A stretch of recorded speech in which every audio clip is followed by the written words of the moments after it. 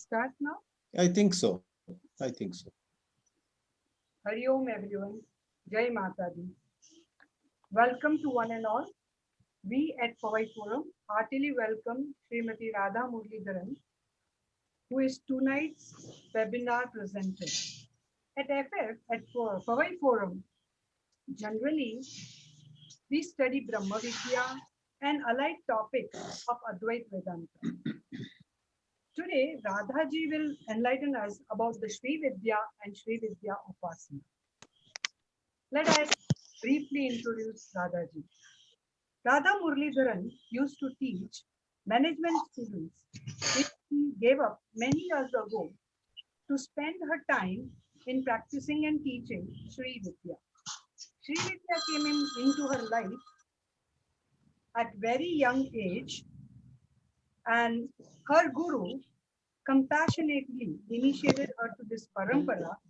Along the way, many teachers came in her life and taught her yoga, kriya yoga, siddha yoga, and vedanta. She learned many things of her own interest, and out of love towards Mother Goddess, she received her highest diksha, Sri Vidya Parampara, which is called Diksha or Mahapadukanta. She wishes to put aside all the description of us and just be a child in the lap of Jagan Mata.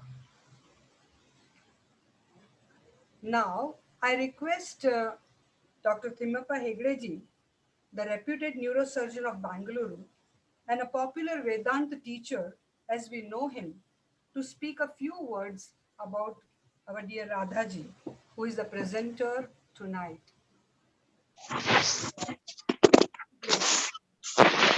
Vibhaji, Hari Om Swamiji. Vibhaji has already given a brief introduction about our speaker today, Mrs. Radha Muralidharan, who was initiated into Sri Vidya at a very young age, and she is very passionate about it. And she gives a lot of time every day deep into sadhana. And to a small extent, she has been teaching about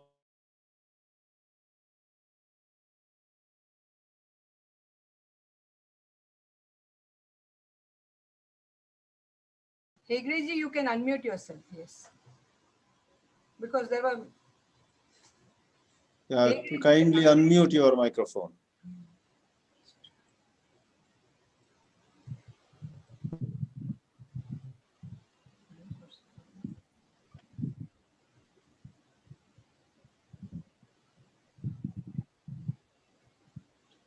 We are not able to hear.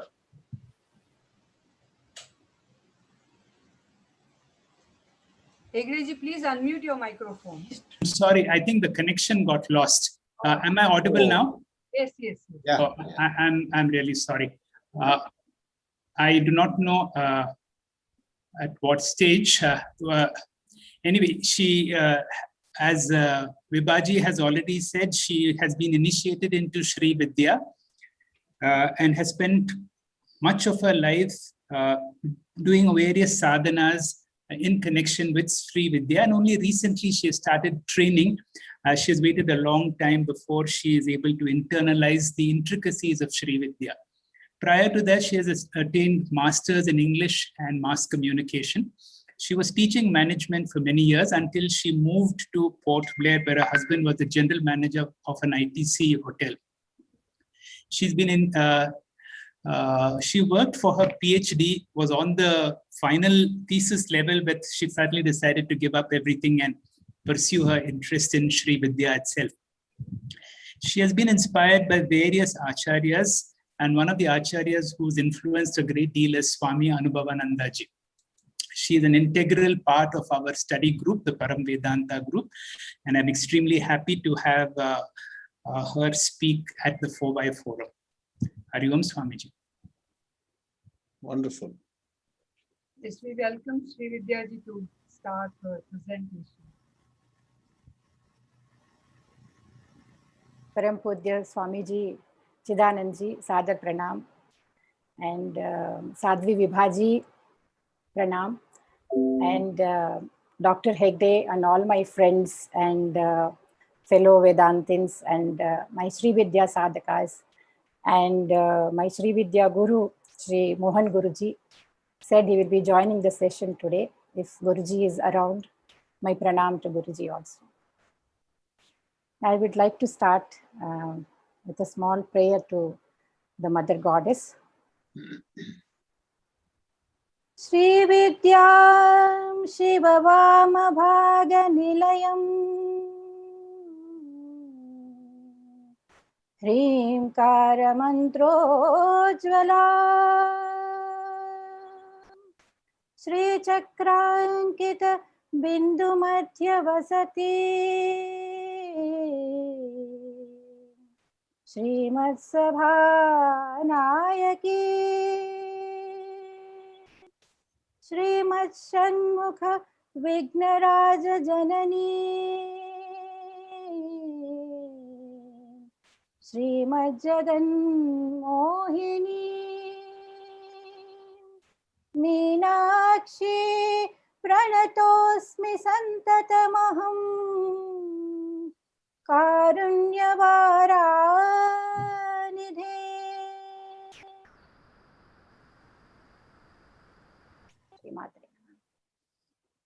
सर्वतंत्र स्वतंत्राय सदा आत्माद्वैत वेदिने श्रीमद् शंकराचार्य वेदांत गुरवे नमः. Dakshinamurti is the guru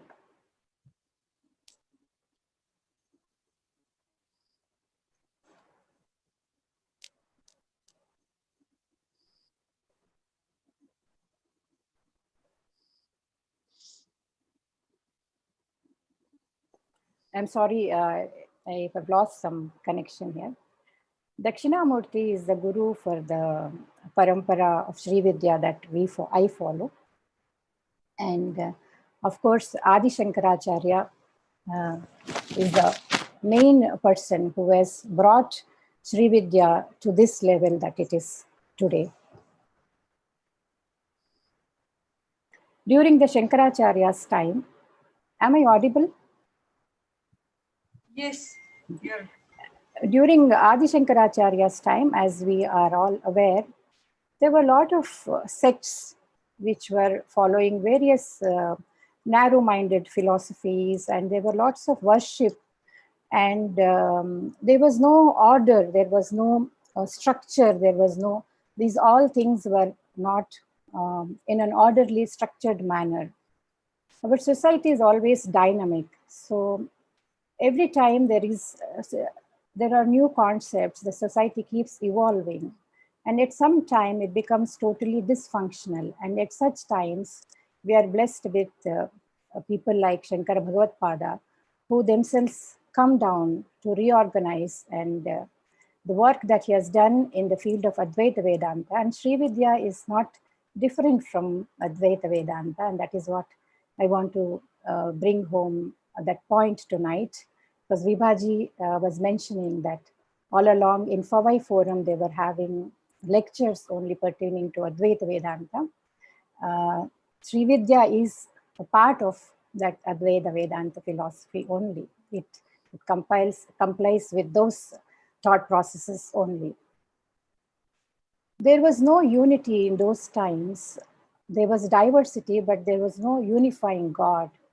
In our Sanatana Dharma and in our land, we have always encouraged various schools of thought, as long as there was a unifying God which was holding all of them together. Unity in diversity was missing badly during those times.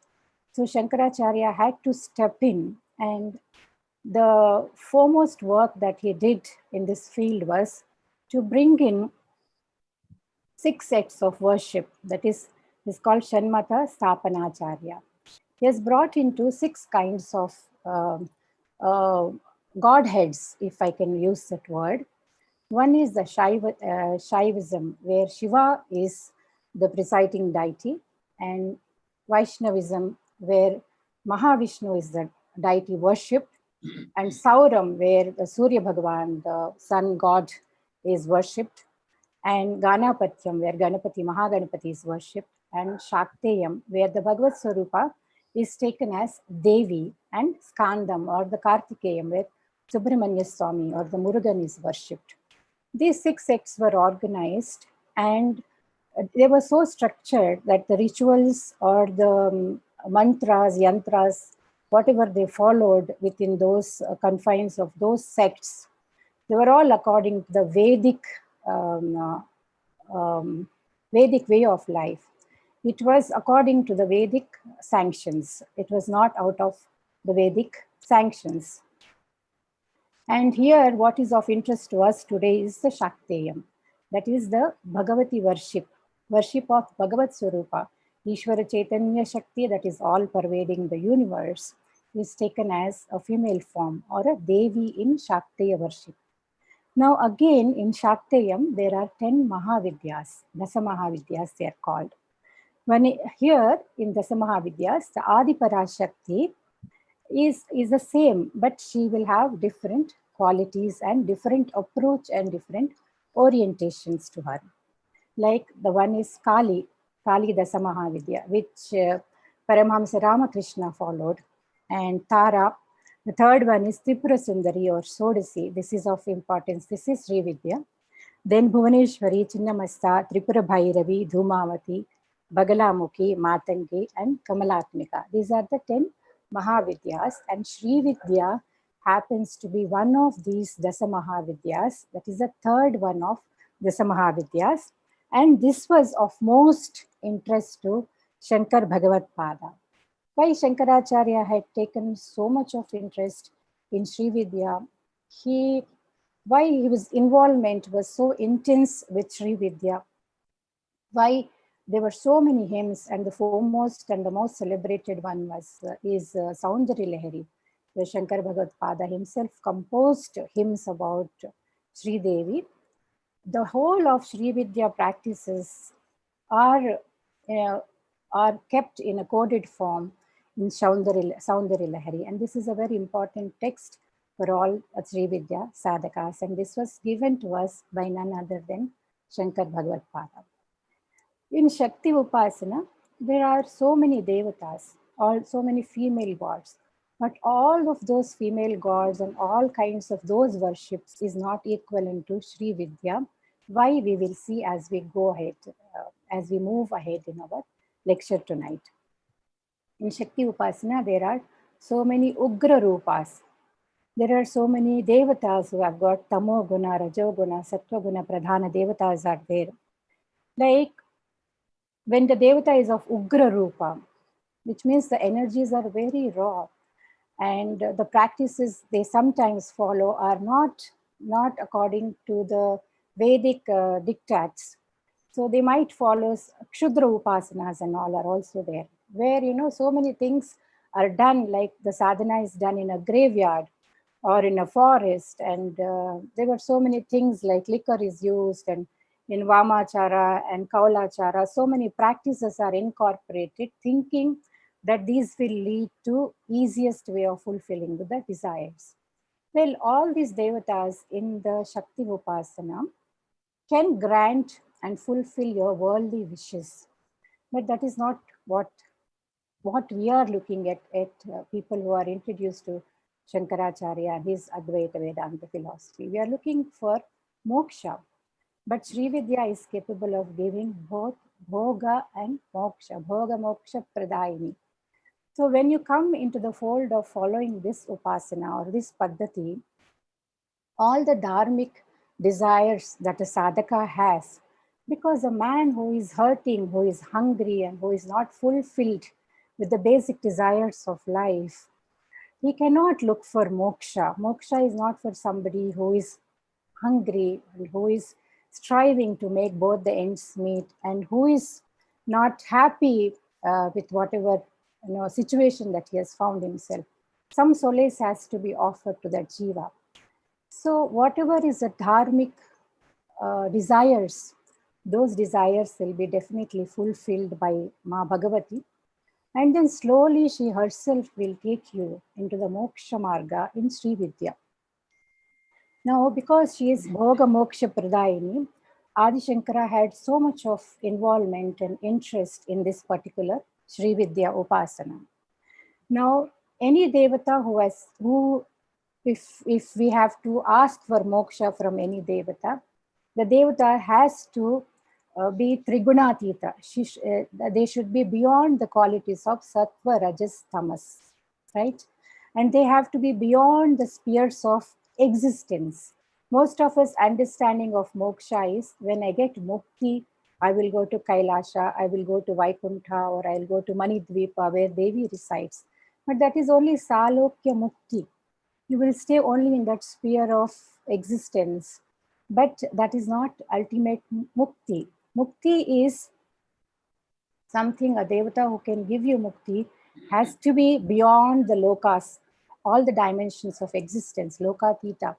She has to be beyond gunas, gunatita. She has to be beyond everything that we understand in the physical sphere. So in Lalita Sahasranama, there is a beautiful name about, nama about Lalita Ambika, which says Lokatita, Gunatita, Sarvatita, Shamatmika. So this Adhisthana Devata of Sri Vidya is Lalita Mahatripura Sundari or Kameshwari or Rajarajeshwari. We call her by 3-4 names. So as we go along, we'll get familiar with those names. Now this deity is capable of giving the Upasaka bhogas that he rightfully can enjoy, and also the mukti, because she is lokatita, gunatita, sarvatita, samatmika. And who is this devata of Sri Vidya? She is Lalita Maha Tripura Sundari or Rajarajeshwari or Kamakshi or Kameshwari. These are the names by which she is known. Now, how does she appear? How does this Devi appear? This is a very important aspect in Sri Vidya Upasana. She is always Shiva Shaktikya Rupini Lalita Ambika. She is always with the Shiva principle. Alone, Devi does not exist on her own. She exists always with Shiva. Shiva without Shakti is called Shava. There is no movement in Shiva. Similarly, Adhishtanam for Shakti is the Shiva. In Saundari Lahari, Adi Shankaracharya's first opening words, he starts off with Shiva Shaktya Yukto Yadi Bhavati Shaktaha Prabhavitum. He shows us a picture of the Devi where she is along with Shiva. Whether it is in Lalita Sahasranama or the Saundari Lahari or any of the texts of Agamas, Devi Agamas, where we come across Sri Vidya, the important aspect that comes across is Shiva and Shakti are always together here. The Samarasya is so important here. Now, she is that Parama Satvika Rupa. She is not a Ugra Rupa. She is in the Shanta Swabhava and Sakara Brahma Swarupa, doing the Srishti Sthiti Samhara Virodhana Anugraha. That is, she is doing the Panchakritya Parayana, which is the job of the Paramatma. She is doing the job of the God. The God's job is to do all these three things, right? And this is Paramatma Chaitanya Shakti that we are referring to. Sri Vidya is referred none other than the Paramatma's Chaitanya Shakti. That means if Shiva is the Sat aspect, she is the Chit aspect. So how can Sat and Chit ever be apart from each other? It has to go together, right? Sat, Chit, Ananda. So we are looking at Satchidananda Swarupini. And this Satchidananda Swarupini is Lokatita, Gunatita, Sarvatita. And she is also doing the Panchakrutyas, Srishti Sthiti Samhara Tirodhana Anugraha she is doing. And she is beyond these spheres of existence and beyond the gunas. And she is absolutely capable of taking you to the Advaita Marga through the Dvaita Upasana. That is why I think probably Adi Shankara had so much of interest in choosing Sri Vidya and in investing so much of time in this Brahma Vidya. Sri Vidya, if I have to put it in one line and to remove all the doubts, is Atma Vidya, Mahavidya, Sri Vidya, Kamasevita. This is what is spoken about Sri Vidya. That is, she is nothing but Brahma Vidya. Atma Vidya itself is Sri Vidya. Now we often talk about liberation. Swami Hanumananji, with whose philosophies I am very much influenced, he always talks about dropping identities, bondages, relations, positions, attachments. This is real liberation for us, which is as we are alive in this body, if we are able to drop these things, he'll always very quite often he will quote saying, liberation is not for you, it is from you. So we have to be liberated from my own identity with my body, with my identity with my mind, with my attachments, with my relations, with my possessions.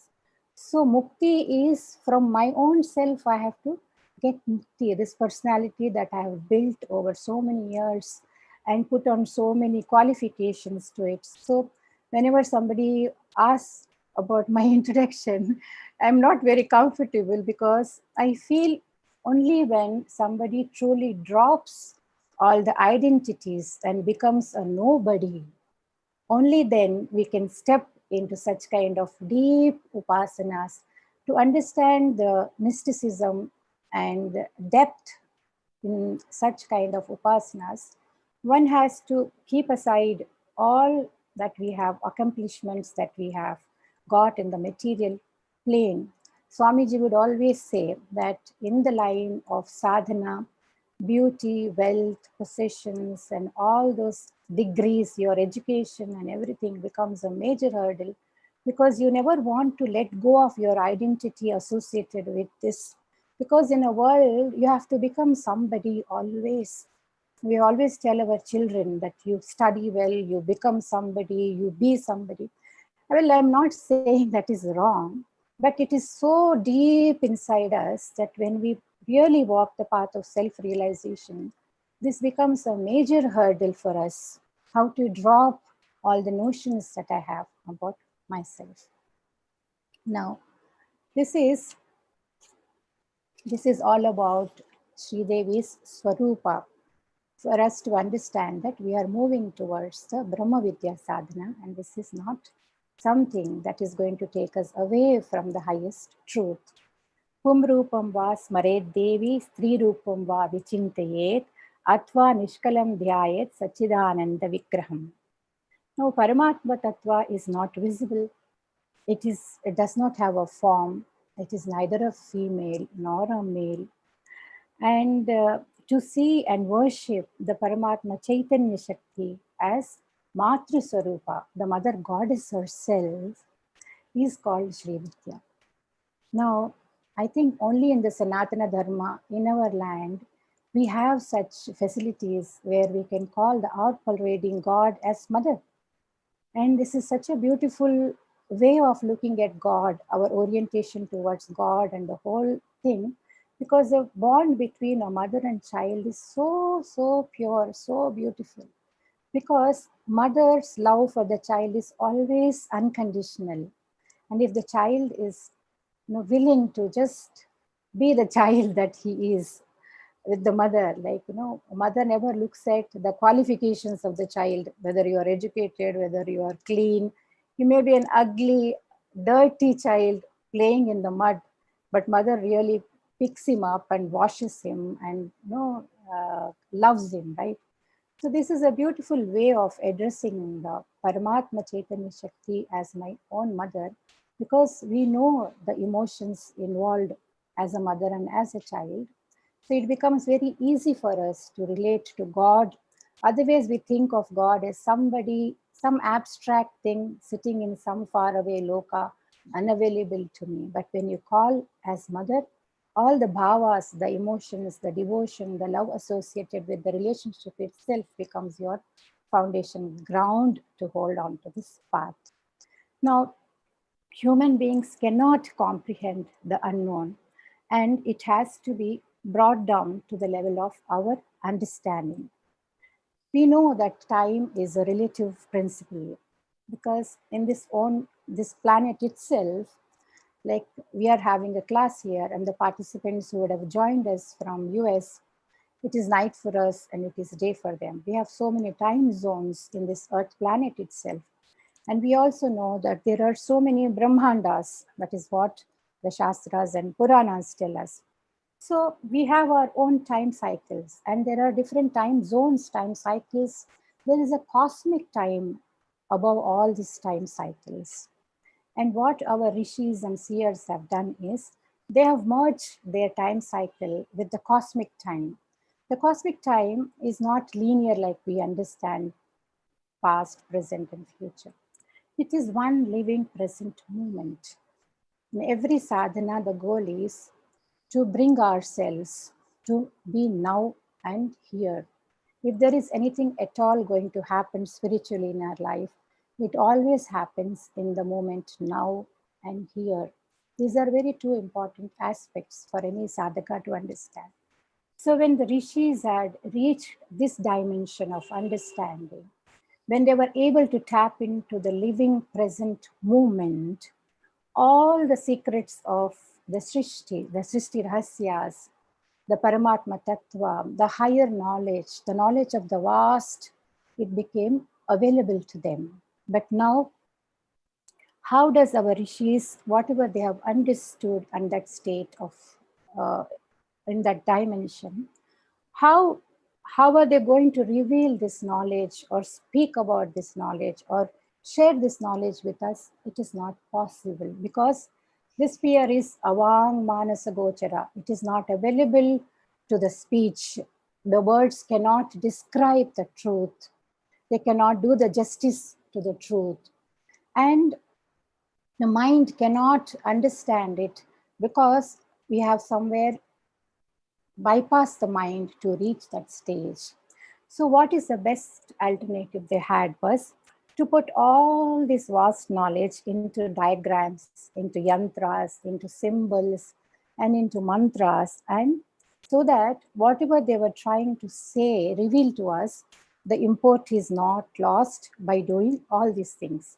So what is the benefit of this? We are able to see what was not available for seeing.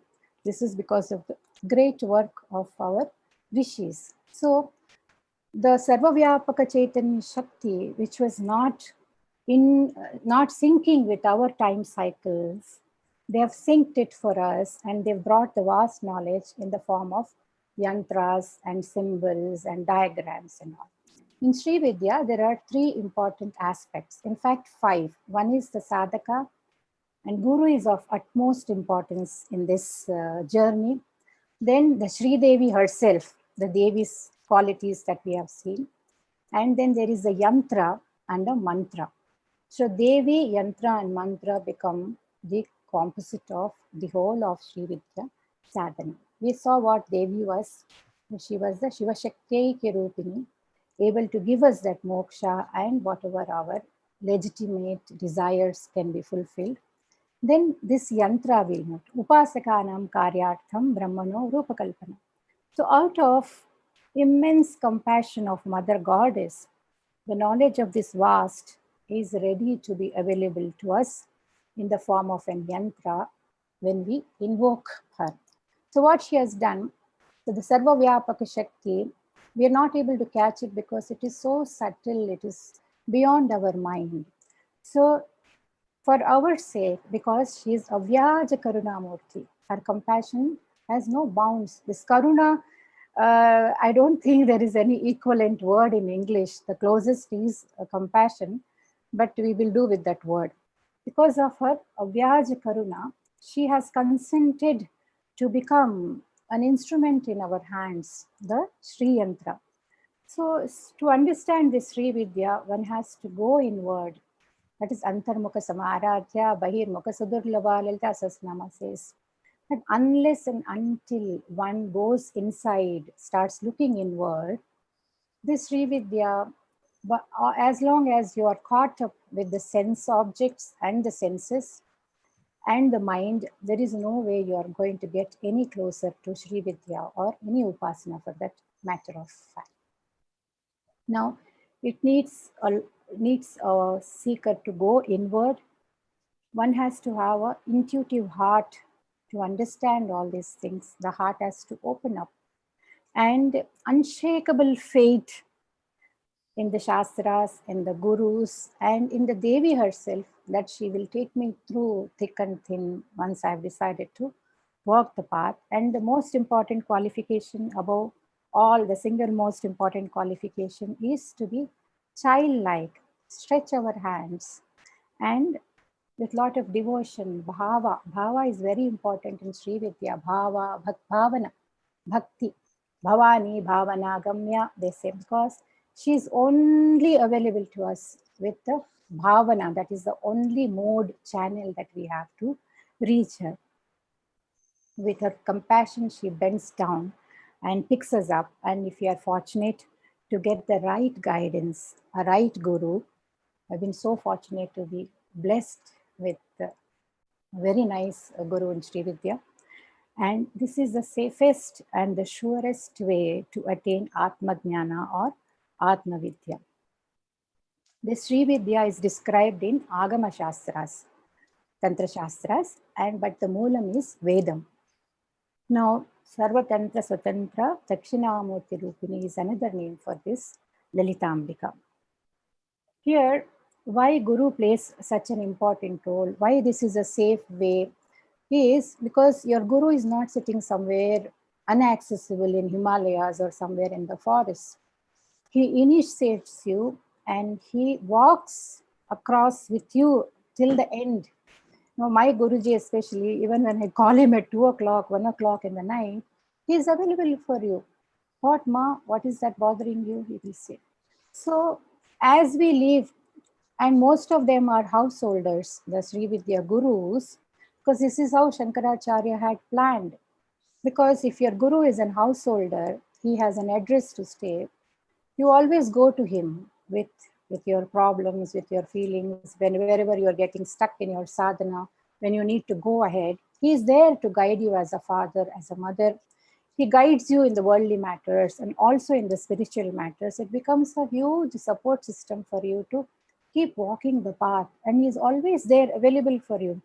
To go to Guru's house, you don't need any permission. Just like you walk into your parents' house, anytime the doors, it is a lifelong commitment from the end of the Guru to see you, to take you across this Bhavasadara. And equally, the Sishya has to have the commitment of love and trust in the Guru that he will definitely see me through this path. So this becomes a very good setup where the Guru and the Guru Patni and the Guru's family is available to you, and you also become a part of the larger family. Like this, Matascha Parvati Devi, Pita Devo Maheshwara, Bandhavas Shiva Bhaktascha, Swadesha Bhuvanatrayam. So your Guru's house becomes a new family that you have walked into to do the sadhana. There are 3 aspects, in fact 5 we discussed: Guru, the Sishya, the Sadhaka, Sri Devi. There is a mantra. The Panchadashi mantra is supposed to be the most auspicious and the most important mantra in Sri Vidya Sadhana.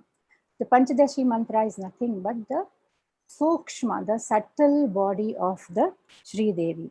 Here, a rupa is given, a form is given for the mind to contemplate. Then you are initiated into the various mantras so that the japa is done with the breath. Here your mind is engaged with the form, your breath is engaged with the sound. This is how Sri Vidya goes. And the yantra, the Sri yantra that we talk about, the whole cosmos is the Sri yantra. It is a cosmic yantra. My body is also Sri yantra. And when I bring that whole cosmic energy and put it in the yantra, that becomes the residing place of the Devata. Like Devi is pervading the entire universe, the Chaitanya Shakti is all over the universe.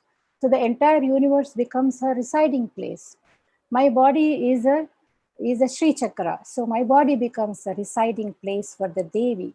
And the yantra that I've been given by my Guru with the invocations of Devi to reside, she has agreed that I will stay here to guide you. So the sadhana starts with this yantra. The journey begins with the guidance of the Guru. Of course, in Sri Vidya also there are so many sampradayas.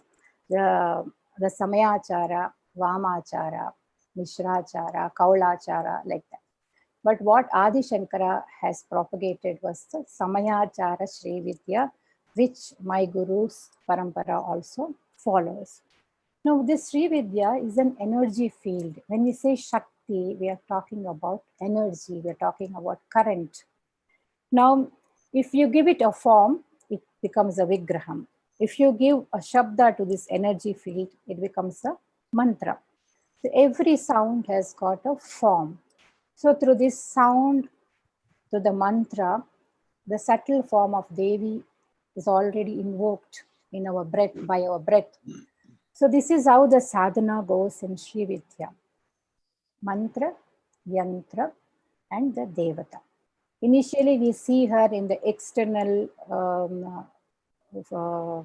rituals and pujas and worships and all. Slowly, the Sri Yantra is correlated with the body. So my body, whatever is happening in my body, how the Chaitanya Shakti is happening in each sphere, each level of my body, that is contemplated. And then the Vishwa Chakra, the cosmic Sri Chakra. So this is how slowly, step by step, you go from Dvaita to Advaita. Now, when the Parameshwara had a spandana, how this chakra had come about, or the creation itself, if you are saying the whole creation is Sri Chakra, how this has come about?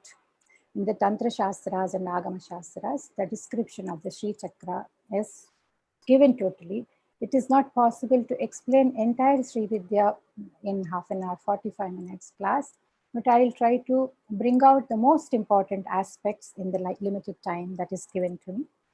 When the Parameshwara had a spandana, had a vibration or a sankalpa to create the world, universe, or manifest. If things had to manifest, he had a sankalpa first. This Paramatma became the Ishvara because he had a desire to create the universe. The same Ishvara we call in Sri Vidya as Kameshwara because he had the Kama or a desire to create the universe.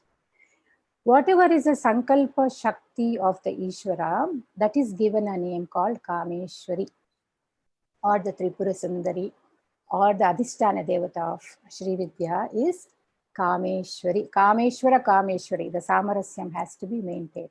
So when he had the Spandana Sankalpa that I want to create the universe, that Shakti, Sankalpa Shakti is given the name as Kameshwari or Mahatripura Sundari. So who is the Sri Vidya that we are following? She is nothing but the Sankalpa Shakti of the Ishvara with which the entire universe has come. She is nothing but the Chaitanya Shakti of the Sat principle. This is how it is understood in our Sampradaya. Now in this Sankalpa Shakti only Ichha Jnana Kriya were encased. So as the Sri Chakra goes from subtle to gross, as it travels down, each level comes to it. In Saundara Lahari, Shankar Bhagavad Pada has written a shloka about how the Sri Chakra was formed. Chaturbhi Sri Kantaihi Shiva Yuvatihi Panchabhirapi Prabhinnabhi Shambho Navabhirapi Mola Prakritibhi Chatushatvarimshat Vasudala Kalashra Trivalaya Trirekhabhisardham Tavacharana Kona Parinata. Why I am always bringing the reference of Adi Shankara is, he is the one who is evolved, who is built, who has given us the content for this Sri Vidya. And here, I will not go into much details of the Sri Chakra, but it says that 4 triangles of the Shiva principle and 5 triangles of the Shakti principle, they have intersected and they have formed 44 triangles, including the center Bindu. That Spandana which has come now, that is considered as one dot in the universe, which had no location. And from that Spandana came the Ichha Jnana Kriya and all the Pancha Mahabhutas and everything. These Shakti's 5 triangles are nothing but the Pancha Mahabhutas, the earth, water, fire, wind, Akasha element. And the Shiva triangles are the 4 Agnis required for the maintenance of the cosmos and sustenance of this body and all. So the Shiva triangles are always in a Sri Chakra looking up. 4 triangles from the center will be pointing upwards. And in the Shakti triangles, the 5 triangles will be, the triangle is pointing downwards. It is going down. So if you see the Panchamahabhutas from Akasha, each one descends down. It becomes grosser and grosser. So this Adiparashakti is bringing the whole cosmos down. She is bringing it down. But the Shiva is always interested in taking you up. No? Samhara, Tirodhana, Anugraha are his functions. When he is doing these 3 functions, Devi cooperates with him. And when she wants to create and sustain, he cooperates with her. So both of them do this job like together, like a couple. So always the Shakti 5 triangles, including the center triangle, in a Sri Vidya, in a Sri Chakra, they're always pointing down to show you that she's coming along with you. And when her grace descends upon you, when you have learned the lessons that you have to learn, when you have been purified, she will only take you up in the form of the Shiva triangles. So in a Sri Chakra, typically, there are 44 triangles because of this intersection. There are 8 petals in one avarana, 16 petals in the other avarana. There are 3 lines and 3 circles. The last is a Bhupura, square. The square is the base on which the whole thing comes up Sri Chakra till the Bindu. From Bindu, this has all come down. At the base of the chakra, there are 3 squares, and each square has an entrance. It is a portal to enter into the home of the Devi wherever she is residing. So these are the portals. So together there are 9 layers in a Sri Chakra, that is called Avaranas. Avarana is veil. Ignorance levels are 9 levels actually. So in the Sri Vidya Upasana, through the mantra, tantra, through the mantra and the tantra and the whole process of the Upasana, what we are done slowly is, first we are taught externally how to worship. Whole lot of rituals, mantras, practices, everything is given to us. So the idea of doing these practices is not to get stuck with the practices, but as we are doing the practice, to understand, to go deeper and deeper into why I am doing it. And slowly the knowledge descends upon us, and she enables us to cross each and every avarana. So there are 9 layers of ignorance that she makes us cross before she gives us the Shiva Jnana. She is the one who will give us this Shiva Jnana Pradayini, this Lalitambika. Now, how do we go further in understanding this is our Sri Chakra. Every level, slowly, step by step, you are taken. Your veil of ignorance is removed at every step, and from grosser to subtler understanding of the higher truths, the sadhaka is prepared to be a good vessel to receive the jnana.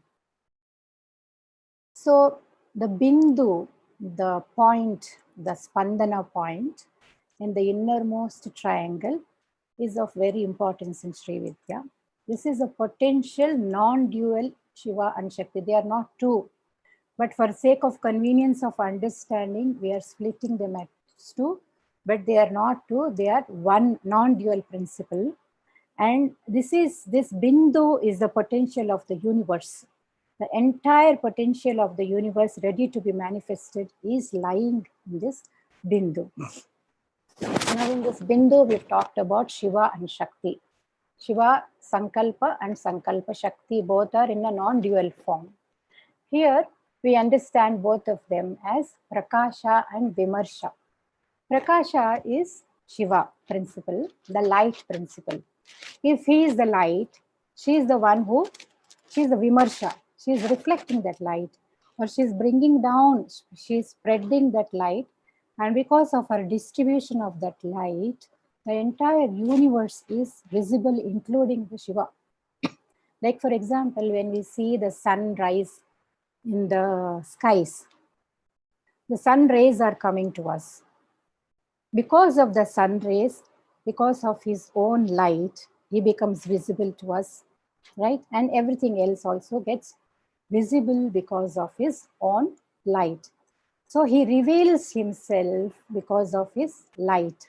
Or we can say that Devi only reveals the Shiva. Both kinds of understandings are okay. So Prakasha is the Aham, I principle, I consciousness. That is Shiva. And Vimarsha is the Idam principle, Idam consciousness. That is the knowing principle. That is why we call it as Vidya, is knowledge, right? So light and his power, the light and his rays, light and his brightness. The light and his power of his light is Shakti. She makes the entire universe visible by distributing this light. And Shiva as Prakasha is realized himself as I am because of her. See, in Vedanta, we say that if I am the Chit principle, consciousness, this consciousness recognizes everything around me. Because of my consciousness, because of I am alive, because of my consciousness, I am recognizing the Sat in everything around me. The consciousness is lending existence to Sat. This is what we learn in Advaita class, right? This is the same in Sri Vidya. See, because of the consciousness Shakti, the all-pervading consciousness, because of this Vimarsha principle, the Shiva becomes existent.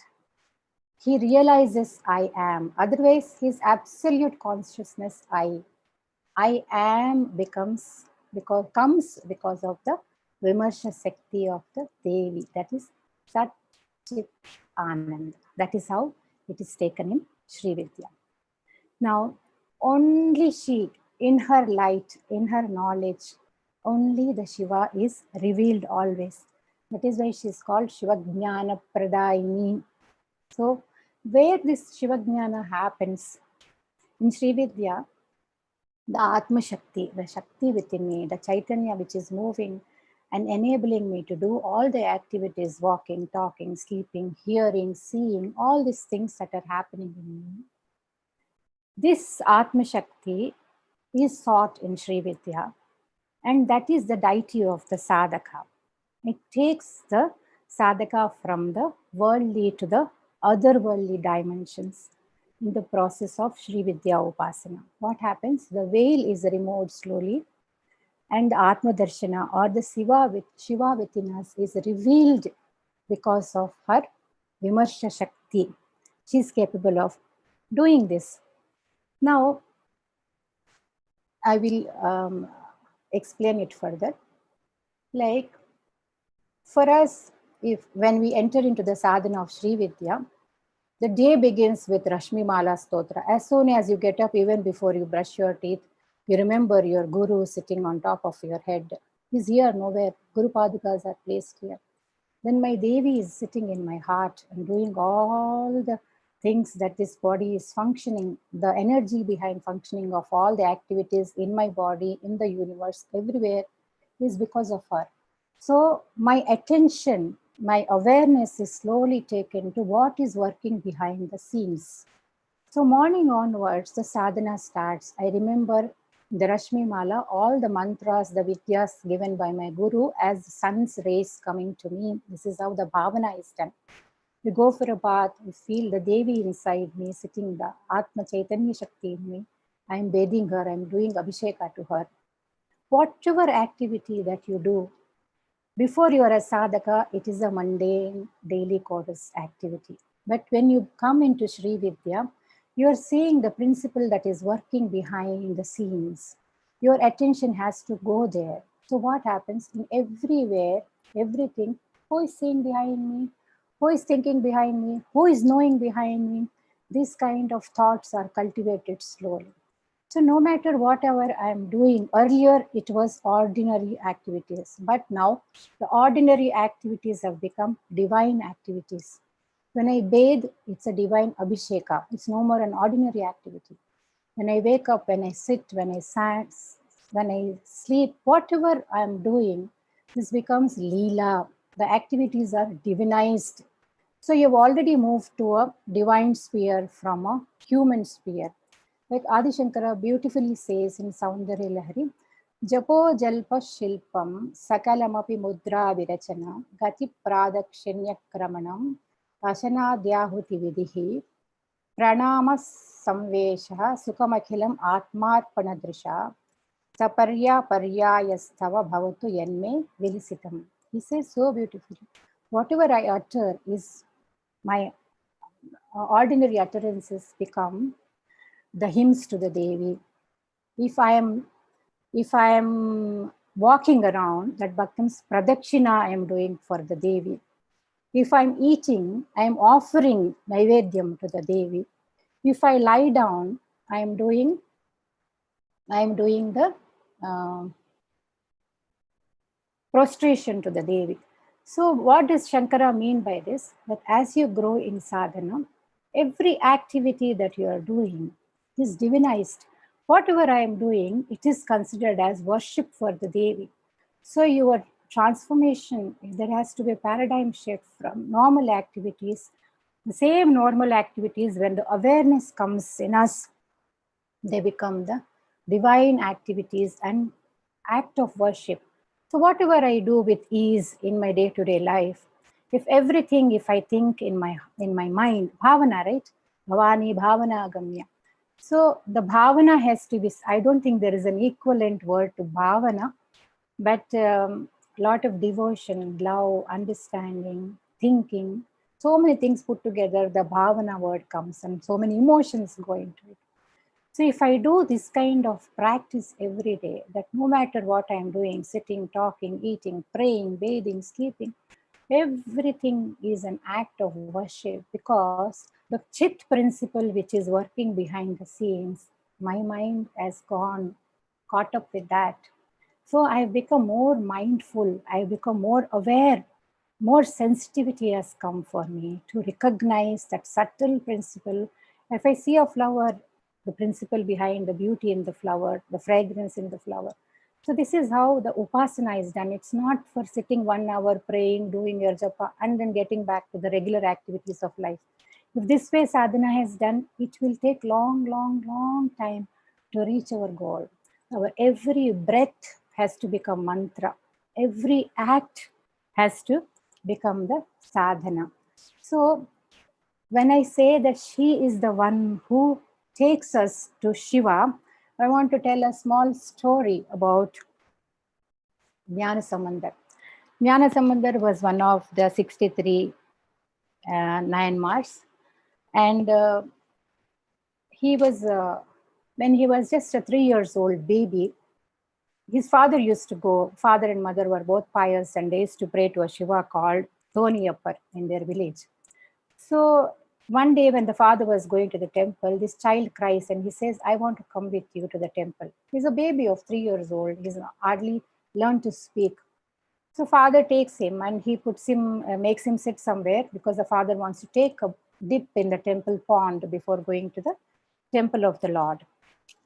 Now, this Jnana Sambandar is watching the father taking a dip and coming up, taking a dip and coming up. Once when his father goes for a longer dip inside the water and he holds his breath for longer, the child, not seeing the father, panics. And he starts crying, Amma, Appa, calling father, mother, please come. So this is not a story I'm telling, it is a truth which has happened in the 7th century. And it seems the Parvati was on her rounds, the usual rounds of checking her entire universe. When she hears this child crying for mother and father, her heart melts, because she's a Karunamurti. She descends down and pacifies the child. And the child is hungry, and she realizes he is hungry, and she breastfeeds him the milk, her milk. And this child, having seen the Jagannatha, have drunk milk from her.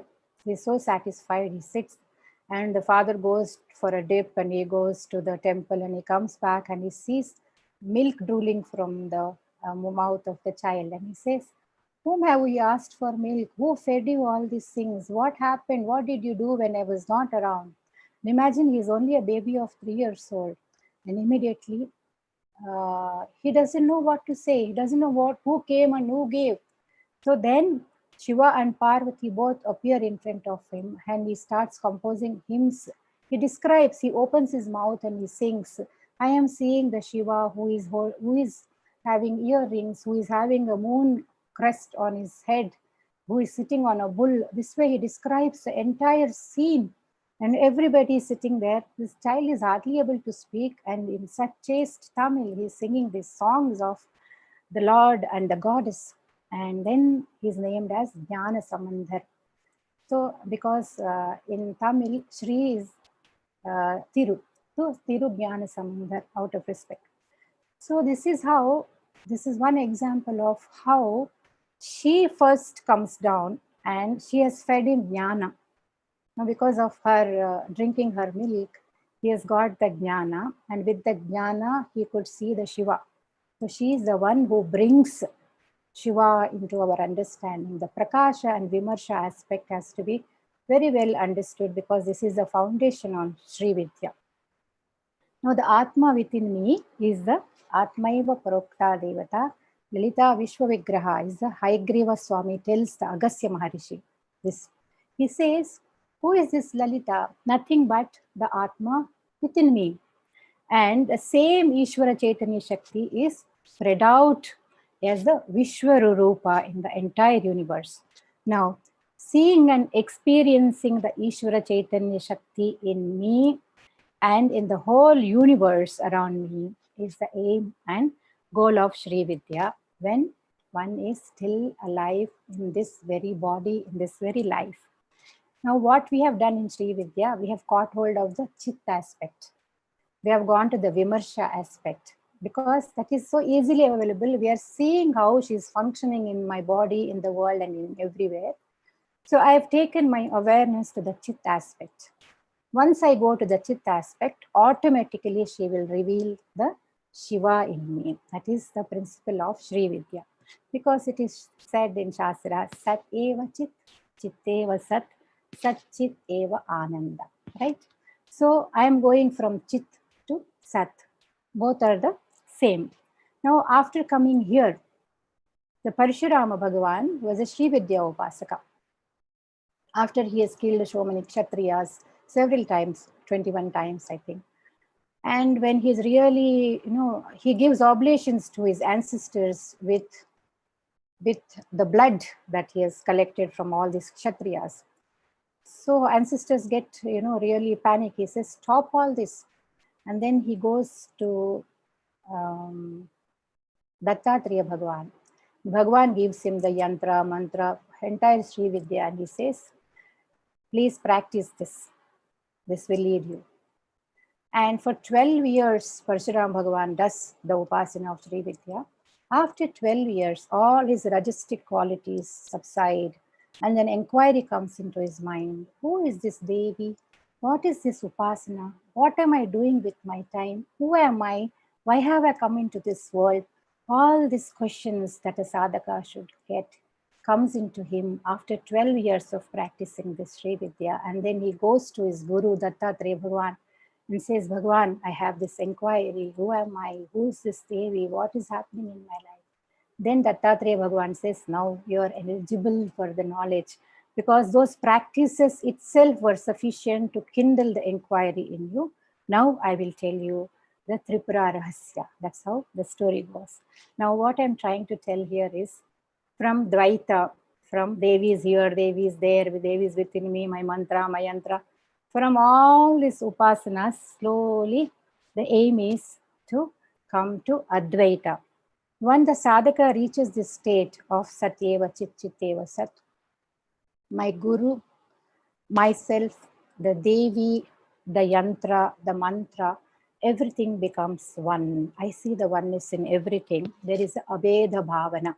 There are not 2 or 3 or 4 different things. It is the same Chaitanya Shakti moving within all of this. So from Dvaita to Advaita, this is the surest and safest and happiest as you enjoy the worldly life also.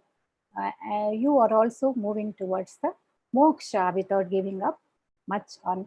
You're still in the family. You're not going to any remote place to do any tapasya or anything.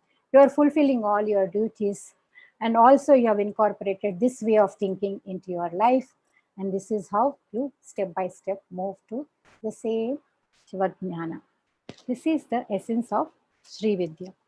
So Shankar Bhagavad Pada, though an Advaita Vedanti, has validated, propagated and done pratishtha of this Sri Vidya in all his pithas across the country, to all the Shankara pithas in the 4 corners and the 5th one in the Kanchi Kamakoti Pitham, including them.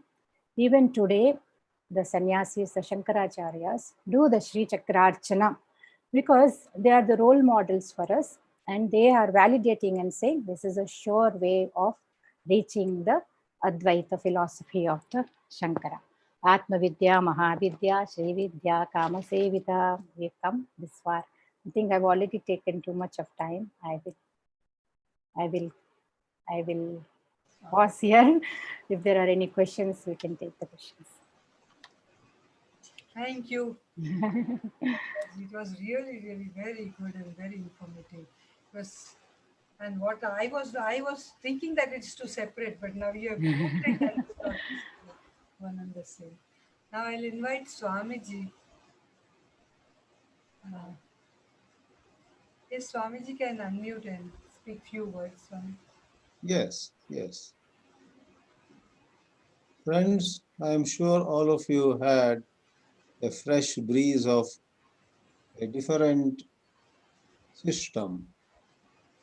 Having heard more Vedanta all the time, you find that here is the Sri Vidya, which at places has a lot of commonality with the Vedanta, but at other places, Sri Vidya seems to have its own terminology, its own beautiful visualization, beautiful symbols, and quite a lot of that bhakti sentiment.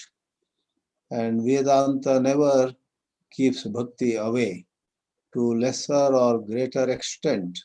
All of us have included bhakti in our Vedanta sadhana. Therefore, we are into bhakti, maybe Shiva bhakti, Krishna bhakti, or bhakti to some other form of God. But here is the bhakti towards Jagannatha, the Divine Mother. And who among us is not fond of one's own mother? The early mother then gets moved or transported to the Divine Mother. The sentiment is the same, but it's on a divine plane. I compliment Radhaji for sharing all these wonderful thoughts in such a fluent and free-flowing way. She spoke with so much involvement. The very style of her presentation shows how committed and how absorbed she is in Sri Vidya. I think that itself is an inspiration to a lot of us who joined this session. I thank her on behalf of all of you, and we surely have received a lot, but from our side, we wish her more and more of divine grace from the Divine Mother, from the Guru Parampara. She is already much blessed, but let plenty of more of blessings come towards her, and may her be 1,000 times more blessed, sharing such wisdom with people frequently, periodically. We are so glad Dr. Hegde also has been with us. He also spoke a few words.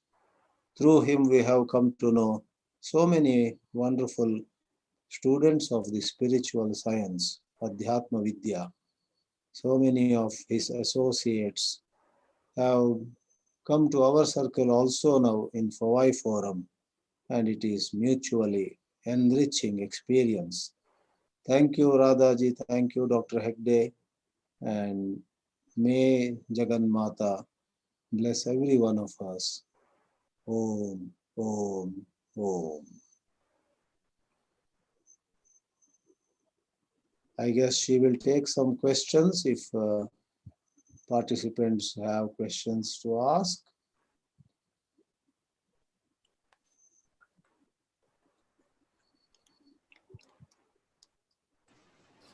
You may raise your hand and unmute and ask.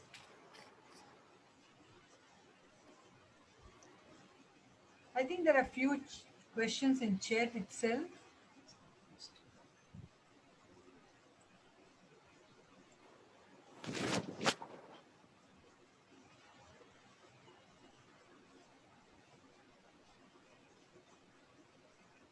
There is one question, Radhaji. Yes, yes. Are Shiva and Shakti same as yin and yang? Yes, in some context, yes. The Ardhanarishwara Tattva, you can say. Then it is asked here, please explain what is Salokya Mukti. Salokya. Salokya. I don't know, it is written Salokya. Actually, Salokya. Yes, yes. Maybe it's a spelling mistake. Yes. And what are the 7 levels of ignorance that help us cross? Yes. Salokya Mukti is whomever you are praying to, whichever is the Devata. Like if you are praying to Vishnu, Vaikunta is the Loka that Vishnu resides. So once the physical body is dropped here, the seeker goes to Vaikunta to stay with Mahavishnu. That is the belief. That is called Salokya Mukti. Whichever world your Devata is residing, because in Advaita, you are different and your God is different. So you want to reach your God. So on dropping of the body, you want to go to the abode of the God. Like if you're a Krishna Upasaka, Goloka you go. If you're a Shiva Upasaka, you go to Kailasha. We have all these dimensions where they exist in the cosmos, right? So that is Salokya Mukti. Now there are 9 layers, more layers in fact. In Sri Vidya we say that the layers of ignorance to be crossed, things to be given up is, one is I am the body. Then when that drops automatically because of sadhana and understanding and nididhyasana and listening to Vedanta that I am not this body, that Brahma Grandhi Vibhedana happens. From the 2 chakras, Muladhara and Swadhisthana, there is a knot. So when that knot opens up, then you get the awareness that I'm not this body. And then as you go up higher in the understanding and sadhana, where more knowledge, intuitive knowledge flows to you, and when you realize Vishnu Grandhi Vibhedini happens, the Grandhi, Vishnu Grandhi, when it opens up, it is above the Anahata and here in the Vishuddhi Chakra. When you reach that level in the sadhana, not in a body level, but as a understanding level, you clearly understand that I'm not this mind. You see yourself clear from your thoughts. Your thoughts are different and me as an essence is different. So I'm not this body, I'm not this mind. I'm not anything concerned with the universe. So all the 3 bodies, Sthola, Sukshma, Karana Shariras have to be crossed. This is a big challenge because you have to go, all the vasanas stored very subtly in the Karana Sharira, which is the cause for the cycle of births and deaths. Till there, the knots have to be, the ajnana has to be removed. So, and also, we are holding on to certain things like dharma, adharma, both have to be given up. The dualities have to be given up. Punya, papa has to be given up. Krityam, akrityam has to be given up. Sankalpa, vikalpa has to be given up. All these dvanda bhavanas, I feel I have to earn punya. I don't want papa. But punya also brings you back into the world once you have spent it. So it keeps you in the cycle, these dvandvas, krityam, akrityam, sankalpam, vikalpam, dharmam, adharmam, punyam, papam. All these sets also have to be dropped along with body, mind, and everything in the world. Have I answered your question? Yes, thank you, Radhaji. Yes, you did. Thank you. Thanks. Ranjanji would like to ask? Ma'am, I have a question. Yes, sir. Even the ghost, goblins, bhuta, preta, pishacha, etc., Shiva is the lord of all those things also. Correct. That means they also can have a maybe darshan of Shiva, because in many Puranas or even Ujjain, etc., I see he is lord of all those things also, not necessarily devas and. Correct. So they also have this Advaitic or the mind of bhakti and other things. Okay. When somebody becomes bhuta, preta, pishacha, or whatever you are saying, right? Because unaccomplished desires and too much of vasanas and early departure from the body, this is what the Puranas say, leads to apamrutyus, akala mrutyus, when you have to be were forced out of the body. So the spirit or the soul is not the word, the essence of you, whatever you are, the subtle body and the karana sharira, hangs around because this body has been left prematurely and you have not worked out your prarabdha.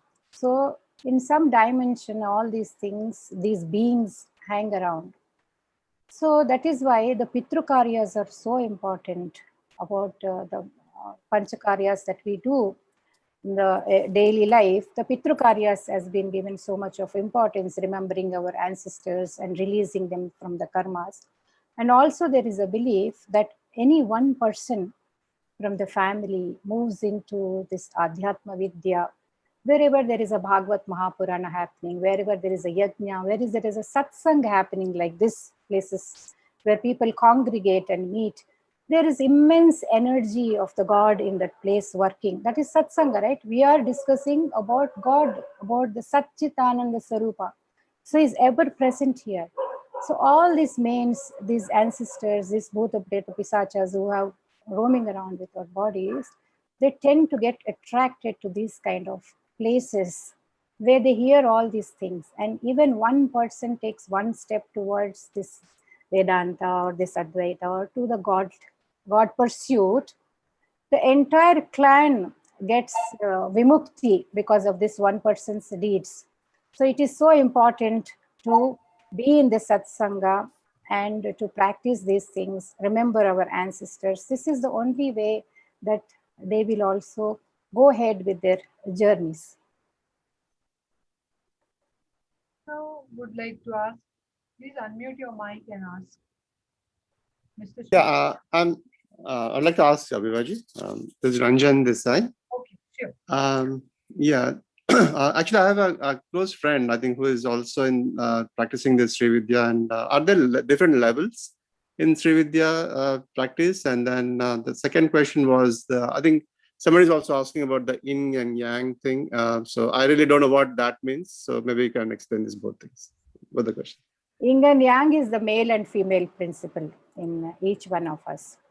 So when you reach that completeness within ourselves, like the male and female energies in me are balanced, then I'm not looking for any relationship outside of me to fulfill these things. So in our tradition, people who have renounced or the yogis who have moved to higher level, they really don't feel the need to have a partner in their life, because in themselves they have that completion, that both energies are accessible to them. It is totally balanced out. For us, we seek outside in a partner. We want a husband or a wife to make us complete. This is our understanding. But for a yogi, when he's sitting in the sadhana, when he has reached his dimension of realization, that completeness is already felt within his own self.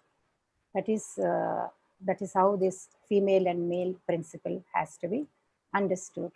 And coming to your question of levels of Sri Vidya sadhana, I won't say there are levels like a school, but what happens is when you get into it, like, it is first they give you the Ganesha mantra and the Bala mantra. Just they will start you off. So then you are a busy person, you are living your active life, right? So you only have a half an hour or an hour to spare for these practices. Because Sri Vidya means lot of practices, giving lot of time, giving all yourself in pursuit of this Vidya. Because they say when you are in the last janma, this Vidya comes to you to liberate you. So this is a moksha Vidya. So you want to give all yourself available time. Slowly what happens when you start off slowly for half an hour, 45 minutes, you start getting a taste of it. Then all the other pursuits drop off from you slowly, without giving this is not a knee-jerk reaction. At one go, they will not put you there and ask you for so many hours of commitment and practices and understanding. So slowly it happens. That is why maybe we can say it as levels. But with Bala Mantra itself, the truth can be revealed to you. One key is enough to open. The higher you go shows that you need more and more to unlock yourself. So for a person who is capable, who is efficient, just one mantra, the starting level itself is enough to open the locks. But the levels come when you start giving more time, when you want to know more things, when you want to go deeper into it. But the essence, the key is whether you have one key or 10 keys, the lock is the same. Was there Thank you. any other question that you had? No, that's good. Thank you. I mean, Okay. it's interesting. No, when he's a very close friend of me, and he always keeps telling me. Both him and his wife are followers of this system, and then so I was. It's a coincidence that I'm hearing you today. Also. Thank you. Thank you. Jyotiji would like to ask a question. Yes, Jyotiji, please ask. Yes, Hari Om. Hari Om. Am I clear? Hari Om. Yes, Thank you yes. so much, Radhaji. It was wonderful. And I have one question. I hope I can make it clear, the question itself. One of the Sahasranamam, it says Mahatantra, Mahamantra, Mahayandra, Mahasana, right? Is there any tantric? Like I myself have a little chakra in the puja room. And often I hear that when we have these chakras, we must know what to do with it, how to keep it not safe, how to keep it clean, serene. Like it needs more than what we do to an idol. Is there any such things? Okay. Mahatantra, Mahayantra, Mahamantra, right? So here Mahamantra is the Panchadashi mantra.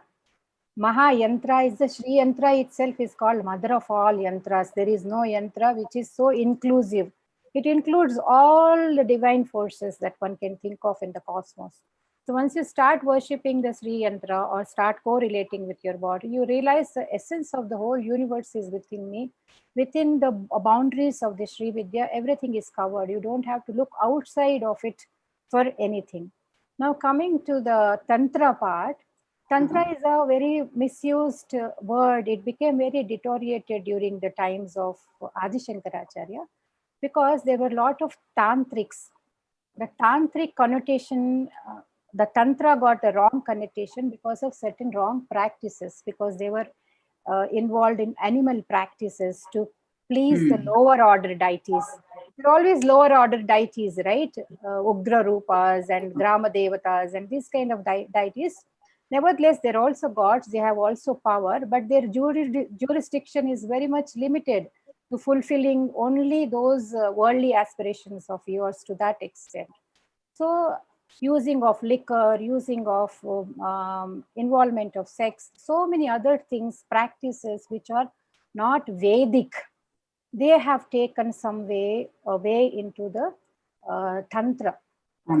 The Tantra got a very deteriorated word. Actually, Tantra means you are using a mantra and you are using a yantra. Yantra, we discussed that it is a residing place of we have asked her to come and reside in that particular place.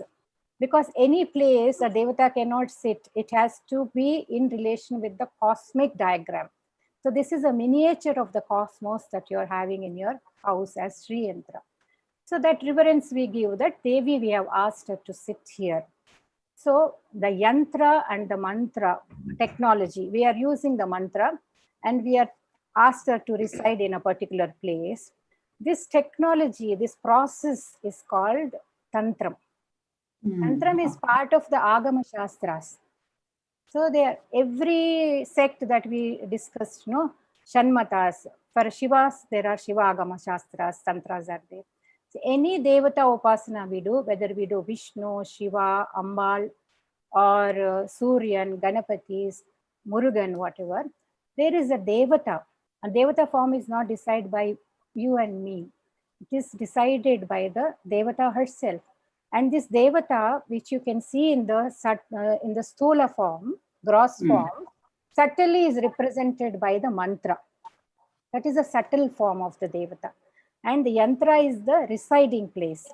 So the combination of worship, taking these three aspects into account, this technology of reaching the God is called Tantram. So once we remove the unvedic parts of the Tantra, we don't have to get scared. See, Mother Goddess is a Sattvika Swarupa, Saumi Swarupa. She is our mother. She will correct us, but she will not punish us, and she will not. Yes. So only when you have love for her and devotion for her, all things are corrected in a very nice manner, not in a ugra manner where you have to get scared. There is nothing to fear. It is our own mother sitting in our house. Call her lovingly, she will answer. And yes, you have to clean once in a while. Clean, yeah. It is in the puja room, whatever you are eating, or if you have nuts, fruits, whatever, just a gesture of love. Like, when the child is given a chocolate or ice cream or a biscuit in the house, if the child doesn't share with you, you are the one who has bought the chocolate for the child. But when the child offers you, Mama, take one piece from here, you feel so nice. So it is, everything is given by her. But our reciprocation, we are trying to build a bond with her. So whenever I am eating, I have to be reminded, oh, I have to offer something to the Devi. This is a bhavana of gratitude, out of gratitude, not that she is hungry and if you don't offer her food, she will beat you. There are no concepts like that. So this is our own way of building my relationship with my Devata. The bond becomes stronger and stronger, and she's sitting inside you. Slowly, she'll start talking to you also. That is called intuition. Intuitively, your heart opens to higher knowledge. So we have to start somewhere building. That is why they say they always put fear, because that is the only thing that works, with God. If you don't do this, this will happen. No. But for you to progress and to make a bond with the Lord, these are little things that you have a conversation once in a while with the Lord sitting there, offer him something to eat, share whatever you have in your mind. This way, you are developing a bond with the God. Thank you very much. Thank you. We have YouTube live going on. From there is one question. Yes, ma'am. Some Mr. MOG, how do we seek a Sri Vidya Guru? Yes. This is a very difficult question, not today, from many ages. Not only Sri Vidya Guru, how to seek any Guru is always a challenging task. Because even in the older days, they have described how a Guru has to be and how a Sishya has to be there. This is a problem which has been there from the beginning. But from my own experience, if we are really longing, if you have a longing that you need to have a Sri Vidya Guru, somebody to initiate you into the path, keep the longing with you. Every day when you pray, when you look at the sun, or whenever you're praying to whichever Ishta Devata you are praying, just keep this thought that please lead me to a Sadguru who will keep me on the path. And surely he will show up in your life, whoever it is. I will also pray. It is so important because the Guru first has to be a Shotriya Brahmanishta. The qualifications you have to know about a Guru. Not anybody and everybody who appears on TV, builds ashrams can become a Guru for you. Guru has to have a certain qualifications.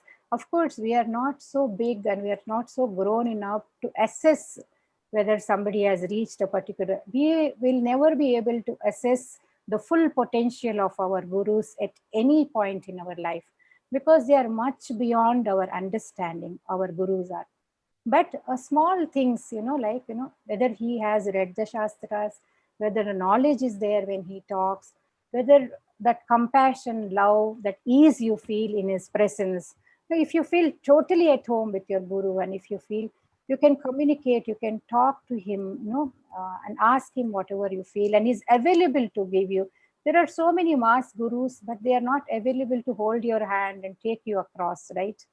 So it can be an experience where you start your spiritual journey. But if you have to make it a personal journey, then you really need somebody to hold you and guide you, and it will happen. Keep the longing. Mother Goddess will definitely manifest a guru for you, because it is said in Sri Vidya that Lalita Mahatripura Sundari herself is Guru Mandala Rupini. She herself is the guru. She takes a form and comes down to teach you. So definitely she will come in some form to guide you. Anyone else has any questions? Yes, Swarnam Galla. Namaste. Namaste. I just want to know, Radhaji's guru is Vimarshananda of Chennai, because the Vimarshananda is a very, very, very great Sri Vidya Upasaka, and I was just, wondering, Radhaji's guru is who is? Okay. My guru is Madanananda Natha. We lovingly call him Mohan Guruji. He stays in Chennai. Oh, Mohanji. I know very well. Bhaskar Rayapuram. Yes. Bhaskar Rajapuram. Yes, I've been there, and I know very well. I stayed there also. Oh, so very nice. Very nice to know. Very nice to know you. But, yeah. Romba sandosham. He is the guru who has given me the Purna Diksha. I was initiated very young in Sri Vidya, and my guru was very old by then. Probably I was the last student that he had initiated. I had a guru where my grandfather had done Sri Vidya. So when I was a child only, he called me and initiated me into many mantras and put me on the path. But then he left his body immediately after initiating, a few years after initiating me. That is somebody who somebody else, Vidyanandanada Swami. But the Guru's grace is so great. The oil of grace that they put into your lamp is so good that it was good enough to take me a long way till I met Mohan Guruji. And then he finished the other formalities that I was. So for 20 years or so, after 25 years, maybe more than that, so many years, as I was telling somebody, my only prayer in my heart was, Ambal, please take me to a proper guru. Sadguru, you take me, so that whatever incomplete Vidya has been, whatever has to be completed, let him complete for me. And I waited for years, only doing that sadhanas that I was taught as a child. And everywhere I went, I only had one prayer in my heart. Devi, please take me to the next level. Show me, or you come down yourself to teach me whatever it is. And out of grace, Mohan Guruji had accepted me and finished whatever he has to teach me within a very short span of time. And I'm very happy that all these things happened. And he would always say, I would always ask him, how do I know that you are my guru? Why am I coming to your house all the time? He said, it is your guru, earlier guru, who has initiated you, only has brought you to my doorstep to complete the work. Because these are all one. We see them as different people. We see them as different human beings. But it is the same, Devi only guides you to the right people. And we always feel at home with him. And yes, he cooks for us, he feeds us like a mother, and we stay in his place. It is like they say Guru, Mata, Pita, even more than that. So that kind of gurus definitely manifest in your life if you have that longing to pursue this. That's a grace. That is grace. should have grace. That is grace. Very nice. Mahapariva used to say, Kanchi Mahapariva, that you pray to Ambal and she will lead you just to show the love to her. Then she knows where to take you. So if you deserve, you will get that. So you will get it. Each one of us deserves her love, and we'll definitely get to her. Thank you very much. Radha ji. Yes. Radha ji. Namaste. Yes, ma, namaste. Radha ji, will you please expand on what are the different contexts in which yin and yang are same as Shiva and Shakti? I didn't get your question. There was a break. Okay. So what are the different contexts in which yin and yang are same as Shiva and Shakti? Both are the same. Yin and the yang is a principle that has come from Feng Shui, I think. So Shiva and Shakti has to be a single unit, like Satchidananda Sarupa we have discussed, right? The Sat principle, the existence principle, and the Chit principle, the consciousness that says I am, it lends existence to everything. Shiva just says I, there is no I am in Shiva. When Chit principle comes, the am comes, I am comes, that establishing comes, I am. Sat Chit Ananda comes. So it is like their inseparable part, like a dance and a dancer. Can you separate the dance from the dancer? Singing from the singer, the color from the flower, fragrance from the flower. All these things, can you take it out and show as two units? You cannot. So this is how, one is the knowing principle, one is the being principle. These two has to be understood like that. And when you do sadhana, when you go deeper, it will come. It will just open. It's a moment. It's just a moment when it opens. This understanding comes. Dhanyavad. Hari Om, Radha ji. Madam? So much. Hello? Hello? Whether you see the God everywhere and make us to feel you look like mad. Hello? Hello? Hello, sir. Can you Whether you see the presence of God in everything, it makes a normal person to think you are look like a mad person. No, not really. Not really. Sarvam Shakti Mayam Jagat. Everywhere there is God, and other than God, there is nothing. Nothing changes around you when you start seeing God in everything. The whole world remains the same. Only your orientation, your paradigm changes how you look at things. You look at things, everything as divine, because the divine component you have already, like if a father is wearing a mask and scaring the child, and in the game somewhere the child realizes behind the mask it is my father who is hiding. So the child bursts out laughing. The child who was crying till then, looking at angry or very cruel figure in the mask, when he realizes this is my own father behind the mask, immediately the child understands the play that is going, and you play along, right? So even when we are playing with the children, when we know what is the game going on, so you don't want to reveal that you have understood, you just play along. The same thing happens. You are not considered as a madman, but you are considered as more accommodative, more loving, more peaceful. You are peace. You have made peace with everything. You are seeing something, but you don't want to reveal because you don't want to spoil the fun of the game. That is all about it. No, for the child, that is okay. But yeah. people like us who cannot understand or realize, we look too like a mad. No, we don't, because you will get that composure also.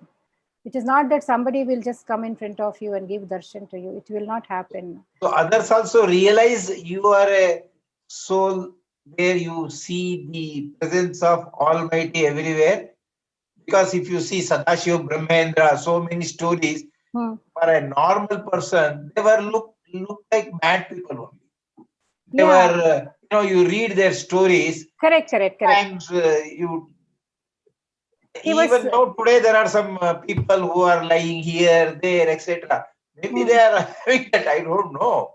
No, it is each has a different composition we have, right? Each one takes. Mahaperiva of Kanchimat was there. He was an enlightened soul, but he never looked like a madman. He was absolutely composed, so well composed and so nicely spoken. Here and there he gave glimpses that, I understand things, but he was perfectly conducting the affairs in the mart and everything.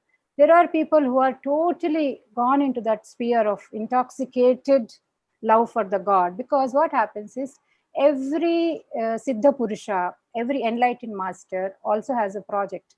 Some enlightened masters are there amongst us. We will never know that they are enlightened. They will never show any signs. They will be like normal people like you and me. But there are people who have been given tasks of teaching, who have been, otherwise, see, an enlightened soul, unless he has a project, he cannot stay back in this because he has finished all his prarabdhas. There is no karma for him. He has to go. But because of prarabdha or borrowed prarabdha, because God has given them some project to do for the loka kalyana, because if you are enlightened, you have to do some work, some giving back has to be there for the kalyana of the welfare of the world. So each is given a task. Some people are given the task of speaking. Some people are given the task of bringing total orientation into God. If you see so many mass Swamijis, like, for example, Sai Baba and all, he has brought a whole revolution of God realization, understanding, seeking, sadhana and all. So many people in mass went, and that was the beginning of their spiritual journey for so many people, the steps that day. So each one will conduct an affairs. They will teach some Vidya, some knowledge will be shared, some mission they will have, each one will have, or they'll prepare more students into the path. Some will simply quietly go back into the background. They don't want to do anything with the world anymore. Some people are madly intoxicated, because this is a way of showing to us, God's way of showing to us, that if you are drunk with Brahman, the knowledge of Brahman, the whole world appears like a mad place for us. For Sadashiva Brahmendra, the world would have looked like a mad hospital. And the world looks at him as a madman. So it is both ways.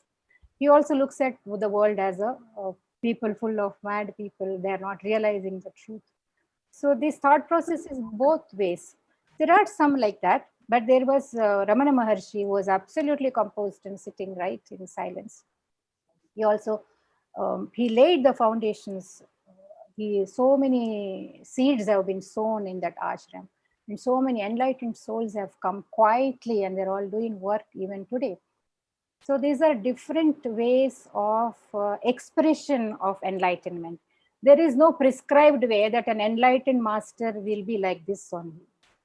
We cannot have a prescribed way. These are different expressions of each person when he gets enlightened. When I take food, I'm taking Brahman. I drink, I Brahman. Yes. I see you, Brahman. Yes. Everywhere, Brahman. Yes. Oh, yeah. Purnamada, everywhere have Brahman. Yes, Sadashiva Brahmendra said, no, Sarvam Brahmamayam Re Sarvam Brahmamayam. This is one of his favorite compositions, right? Everywhere he saw Brahma. Annamacharya, he was so, everywhere he could see the Lord. So they reach a stage where they see everything, and the songs that they have given to us, these bhaktas, they go to that level where at each level their song becomes deeper and deeper, and towards the end of their life, it is more of an Advaita song only. That relation he had as a devotee with the God slowly matures into seeing God everywhere. This is how when we see the life of Mahatmas and Bhaktas, first they will be God devotion. Then they're maddened with that Brahman seeing everywhere. And they're there to proclaim for us, for our sake, they're owning up that. This is their way of expressing when they have reached their enlightenment. Each one will have a different expression about God realization. And we have to take it like that, because this world is full of varieties, right? Even in God realization, we don't know among the people that who have attended this session today, quietly, there may be so many people who are enlightened. They have chosen to be like that. That's the expression they want to give.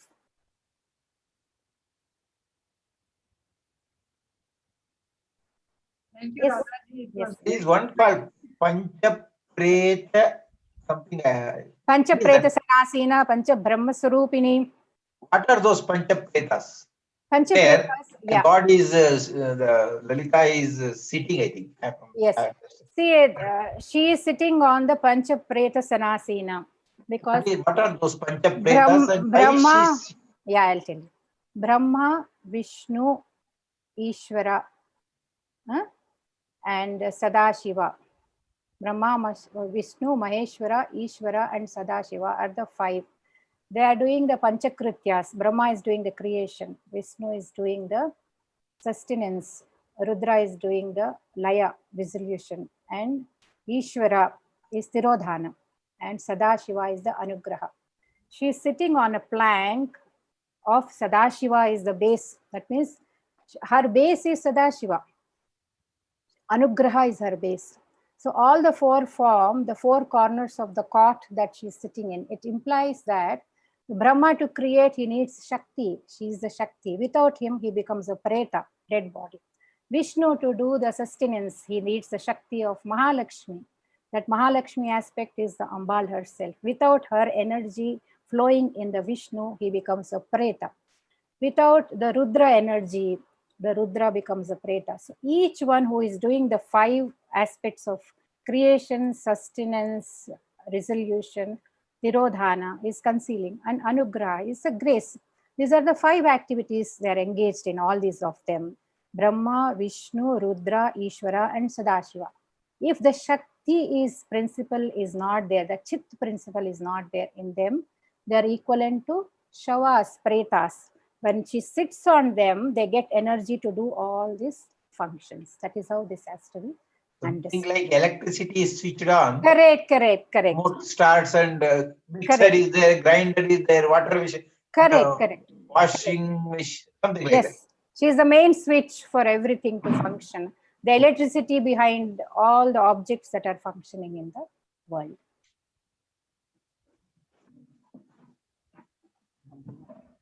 Hari Om. Radhaji, can we wind up now? Yes. Thank you so much. It was really enlightening, and for me, it was the first ever, knowledge about Sri Vidya to get it. So I'm very sorry if I have misinterpreted. No. Thank you so much for your kind words. And right from the day one, the way you have managed to put up this lecture, great work has gone behind this. Personally, thanks Sadhvi Vibhaji. Only one last question. Is it okay, Sadhviji? When we chant Lalita Sahasranama or anything, when we utter without knowing grammar, some wrong utterances. Yes.